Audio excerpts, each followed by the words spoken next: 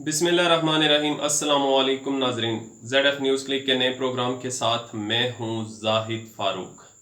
नाजरीन, उस्मान मिर्ज़ा के हवाले से आप सब लोग जानते ही हैं जिस तरीके से उसने बर्बरियत का मुज़ाहरा किया, हैवानियत का मुज़ाहरा किया। व्यूवर्स, वो किसी से ढका छुपा नहीं, एक लड़के और लड़की को किस तरीके से हरासा कर रहा है, उस हवाले से मज़ीद इंकशाफात भी सामने आ रहे हैं। लेकिन डॉक्टर शाहिद मसूद जो किसी तारफ़ के मोहताज नहीं, उनकी तरफ से हमेशा सख्त स्टांस लिया जाता है ऐसे वाक़यात पे, और बाकायदा उन्होंने पेशियाँ भी भुगती हुई हैं। जब छोटे बच्चों का, मासूम बच्चों के साथ इस तरह की ज़्यादती के केसेस सामने आए थे, तो उनकी तरफ से उस पे जो कमेंट्स किए गए थे, उसके साथ मुख्तलिफ ग्रोहों को का तल्लक जोड़ा गया था, तो उस पर उन्हें पेशियाँ भुगतना पड़ी। फिर इसके साथ साथ मैं ये बताता चलूँ कि डॉक्टर शाहिद मसूद उस्मान मिर्ज़ा से क्या डर गए हैं, उन्होंने कौन से खदशात का इजहार कर दिया, उस्मान मिर्ज़ा को बदमाश कहने से क्यों माजरत की, पहले बदमाश का और फिर माजरत कर ली, ये इन सारी चीज़ों का तल्लक किस से है, क्या वजूहात हैं जिसकी वजह से डॉक्टर शाहिद मसूद जैसा शख्स भी उनको बदमाश कहने के बाद माजरत भी करता है कि नहीं, मुझे शायद ये मैंने ज़्यादा कह दी है। तो व्यूवर्स, इस पर बात करेंगे। उससे पहले मैं आपको ये भी बताता चलूँ कि उस्मान मिर्ज़ा के हवाले से, जो कि प्रॉपर्टी का काम करते हैं, बहुत सी चीज़ें सामने आ चुकी हैं, मैं ज़्यादा को डिस्कस नहीं करूँगा। लेकिन ताज़ा तरीन जो इतलात आ रही हैं, जब से इमरान खान ने इसका नोटिस लिया है, जो IG हैं उनसे रिपोर्ट तलब की है, उसके बाद पुलिस ज़्यादा एक्टिव नज़र आती है। बहुत सी जो तफ्तीश का दायरा कार है उसको बढ़ा दिया गया है। उसमें जो उस्मान मिर्ज़ा और उसके साथी हैं, उनके ऊपर मज़ीद जो दफ़ात हैं वो भी आयद की गई हैं कि किस तरीके से उन्होंने ज़बरदस्ती ज़िना की कोशिश की, फिर किस तरीके से वो उस लड़के को, उस लड़की के साथ ज़्यादती करने पर उकसा रहे हैं, और बज़ोरे यानी ताकत या असले की नोक पर उनको यरगमाल बनाया हुआ है। उनके हवाले से अब ये भी रिपोर्ट्स आ रही हैं कि ये सिर्फ एक वाक़या नहीं है, बल्कि इस तरह के बहुत से वाक़यात हुए। ये एक पूरा जो पुलिस की तफ्तीश है, उससे ये इंकशाफ भी हुआ कि ये एक पूरा गिरोह है जो कि खुद किराए पर अपने हॉस्टल्स या जो प्राइवेट रूम्स बनाए हुए हैं वो लड़के लड़कियों को फराहम करता है, और उसके बाद खुद ही छापा मारकर इस तरह की कार्रवाइयाँ करता है, उनको ब्लैकमेल करता है।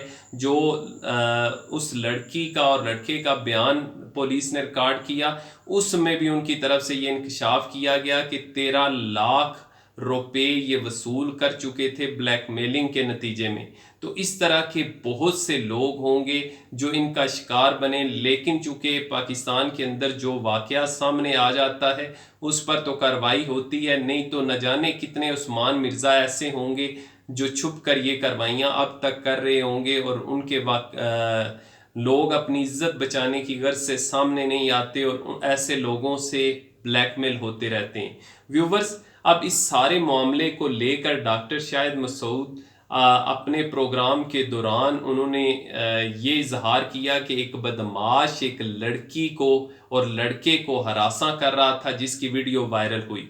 फिर उसके साथ ही उन्होंने कहा, लेकिन यानी फ़ौरन बदमाश का लफ्ज़ उन्होंने वापस ले लिया। फिर उन्होंने कहा कि इसके पीछे बहुत से अहम लोग हैं। व्यूवर्स, गौर कीजिए, उन्होंने कहा कि इसके पीछे बहुत अहम लोग हैं, क्या पता वो कल MNA या MPA हो, और हमने बहुत सी कालें पेशियां भुगती, बस इसको रहने दें। यानी उन्होंने अपनी एंकर जो थी उसके साथ थी, उनके जो उनसे सवालात उठा रही थी, तो उनसे कहा कि इसके पीछे बहुत से ऐसे अहम लोग शामिल हैं। मैं पहले भी इस पर बहुत सी पेशियां भुगत चुका हूं, अब इस मामले को रहने दें। अगर मैं उसके मुतल्लक बदमाश का लफ्ज़ कहूँगा तो मुझे शायद कल भुगतना पड़े। व्यूवर्स, शायद मसूद का ये खौफ नहीं था, ये डर नहीं था जिसकी वजह से उन्होंने ये कहा। ان کا لب و لہجہ وہ طنزیہ انداز ہے جو کہ معاشرے کے اندر اس قسم کے لوگوں کے کردار پر سوال اٹھا رہا ہے کہ کس طریقے سے ایسے ہی لوگ ایوانوں تک پہنچ جاتے ہیں اور ان کے پیچھے انہی لوگوں کے ہاتھ ہوتے ہیں. کس طریقے سے وہ شخص، اگر آپ نے اس کی دوسری ویڈیو جو وائرل ہوئی وہ دیکھی ہو تو آپ کو پتا ہوگا کہ کس طریقے سے وہ یہ کہہ رہا تھا کہ میں بس کچھ دن کے لیے جا رہا ہوں، میری ضمانت کینسل ہو سکتی ہے، پھر اس کے بعد واپس آؤں گا، میں نمبر بند کر رہا ہوں. یہ کچھ لوگ ہیں جن کی طرف سے یہ میرے خلاف FIR درج کروائی گئی ہے. یعنی اس طرح کی باتیں کہ وہ اس کو پورا یقین ہے کہ میں واپس چھوٹ کے آ جاؤں گا، کیونکہ یہی کچھ ہوتا ہے اس ملک کے اندر. یہی سب سے بڑا مسئلہ ہے، اور خان صاحب کو بھی سوچنا چاہیے کہ اس قسم کے مسائل کیوں جنم لیتے ہیں، کیوں اس قسم کے درندے آوارہ گھومتے رہتے ہیں اور لوگوں کو نوچنے کی کوشش کرتے رہتے ہیں. اس کی وجہ صرف یہ ہے کہ اس ملک کے جو نظام انصاف ہے اس کے اوپر لوگوں کو یقین نہیں رہا. اور یہی وجہ تھی کہ یہ لوگ، یہ جو لڑکی لڑکا جس کو ہراساں کیا گیا، یہ خود سامنے نہیں آئے. ان کی ویڈیو جب وائرل ہوئی تو پھر اس کے بعد پولیس نے ان کو ڈھونڈ نکالا اور ان سے بیان جو ہے وہ ریکارڈ کیا گیا. وہ اس وجہ سے سامنے نہیں آتے، اور ان جیسے کئی لوگ ہوں گے جن کو بلیک میل کیا گیا. اب تو پولیس وہ جو فون جس کے ذریعے سے ویڈیو بنائی گئی تھی وہ بھی حاصل کر چکی ہے. ان جیسے کئی لوگ ہوں گے جن کو اسی طریقے سے ہراساں بھی کیا جاتا ہوگا اور بلیک میل بھی کیا جاتا ہوگا، اور پتہ نہیں ان کے ساتھ کس قسم کی زیادتیاں کی گئی ہوں گی. لیکن چونکہ ان کو اس ملک کے نظام انصاف پر یقین نہیں ہے، ہمارے جو قانون کے محافظ ہیں ان پر یقین نہیں ہے، اس لیے وہ سامنے نہیں آتے، کیونکہ انہیں پتہ ہے کہ یہی بدماش لوگ جو ہیں وہ چھوٹ جائیں گے تو پھر ہماری جان کے دشمن بن جائیں گے، پھر ہمیں بھگتنا پڑے گا.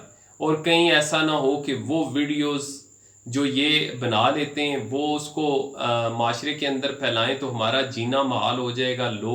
لوگوں کے سامنے ہم کتنے رسوا ہوں گے.